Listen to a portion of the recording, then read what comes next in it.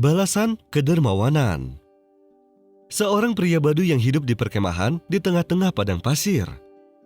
Karena kekurangannya, ia tidak bisa memberikan makan untuk istrinya beserta anak-anaknya.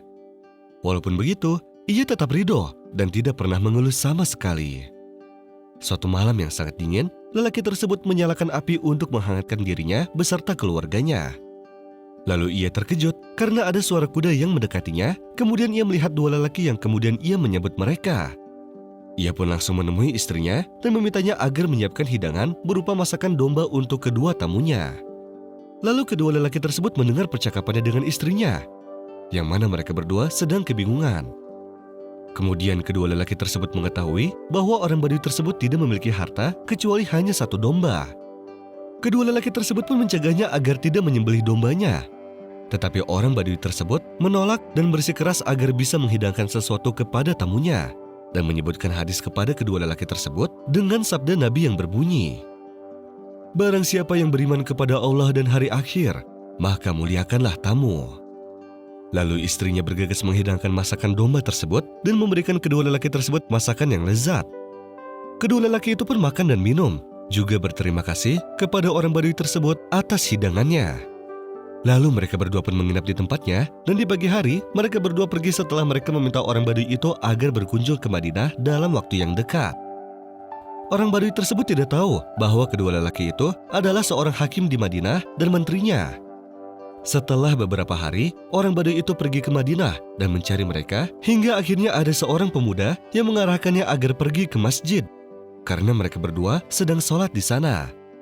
Orang Baduy tersebut pun masuk dan sholat fardu, dan sebelum ia berbicara dengan mereka, ia berkata dalam hati, "Bagaimana aku meminta bantuan dari makhluk yang lemah dan meminta kepada Sang Holik?"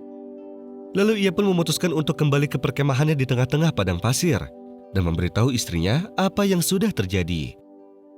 Pada suatu malam, angin berhembus kencang sehingga menghempaskan tenda orang Baduy tersebut. Lalu ia pun terbangun beserta istri dan anak-anaknya, kemudian mereka pun pergi di waktu pagi hari ke tempat yang lain.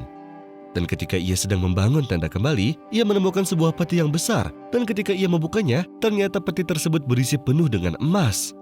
Ia pun sangat senang sekali dan berencana untuk menjualnya serta membangun rumah yang mewah di Madinah. Orang Baduy tersebut langsung membangun istana, hingga semua orang membicarakannya dan menjadi buah bibir. Dan ketika sang hakim mendengar ia sedang membangun istana, sang hakim memerintahkan salah satu ajudannya agar mengetahui siapa pemilik istana tersebut.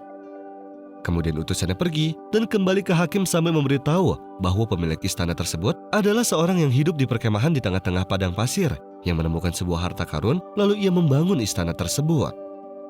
Sang hakim dan menterinya pun pergi ke kota Madinah untuk melihat istana tersebut. Ketika orang Baduy itu melihat mereka berdua, ia pun langsung tahu bahwa ia adalah seorang hakim dan yang satunya lagi adalah menterinya. Ia pun sangat senang dengan pertemuan tersebut.